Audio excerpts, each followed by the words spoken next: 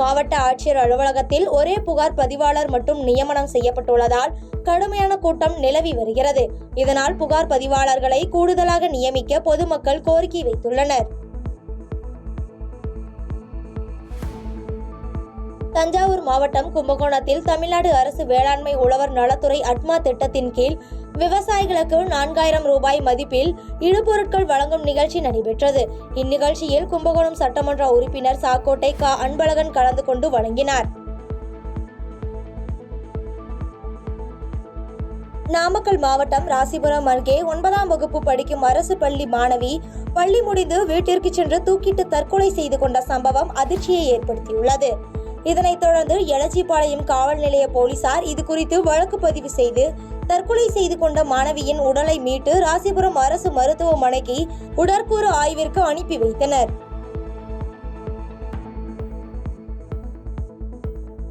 காரைக்காலில் இருசக்கர வாகனங்களை திருடிய சீர்காழி பகுதியைச் சேர்ந்த வளையல் வியாபாரி முகமது ரியாஸை கைது செய்து காரைக்கால் நீதிமன்றத்தில் ஆஜர்படுத்தி சிறையில் அடைத்துள்ளனர். மேலும் திருடப்பட்ட வாகனங்களை வாங்கிய நபர்கள் மீதும் வழக்கு பதிவு செய்து விசாரணை மேற்கொண்டு வருகின்றனர். திருவண்ணாமலை மாவட்டம் வந்தவாசி அருகே 50000 ரூபாய் மதிப்பிலான தடை செய்யப்பட்ட ஹான்ஸ் குட்கா பொருட்களை வீட்டில் பதுக்கி வைத்திருந்த சர்புதீன் என்பவரை போலீசார் கைது செய்தனர். மேலும் மூட்டை மூட்டையாக வீட்டில் பதுக்கி வைத்திருந்த ஹான்ஸ் மற்றும் குட்கா பொருட்களை பறிமுதல் செய்தனர். கன்னியாகுமரி மேற்கு மாவட்ட காங்கிரஸ் கட்சி நிர்வாகிகள் கூட்டம் புதுக்கடையில் நடைபெற்றது. இதில் மேற்கு பகுதியில் தாது மணல் எடுக்க எதிர்ப்பு தெரிவித்து குமரி மேற்கு மாவட்ட காங்கிரஸ் சார்பில் சார் ஆட்சியர் அலுவலகத்தை முற்றுகையிட்டு போராட்டம் நடத்த போவதாக காங்கிரஸ் சட்டமன்ற கட்சி தலைவர் ராஜேஷ்குமார் எம்எல்ஏ தெரிவித்துள்ளார்.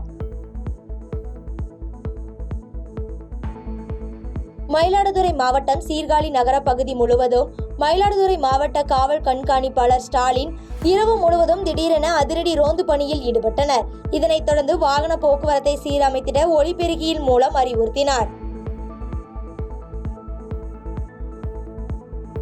திருப்பூர் மாவட்டம் தாராபுரம் அருகே அரசு பேருந்தில் பயணம் செய்த இருவரிடம் 1 லட்சம் மதிப்புள்ள ஆப்பிள் கம்பெனி லேப்டாப் மற்றும் 5000 ரூபாய் ரொக்கம், அரை பவுன் தங்க மோதிரம் ஆகியவற்றை மர்ம நபர் ஒருவர் திருடிச் சென்றுள்ளார்.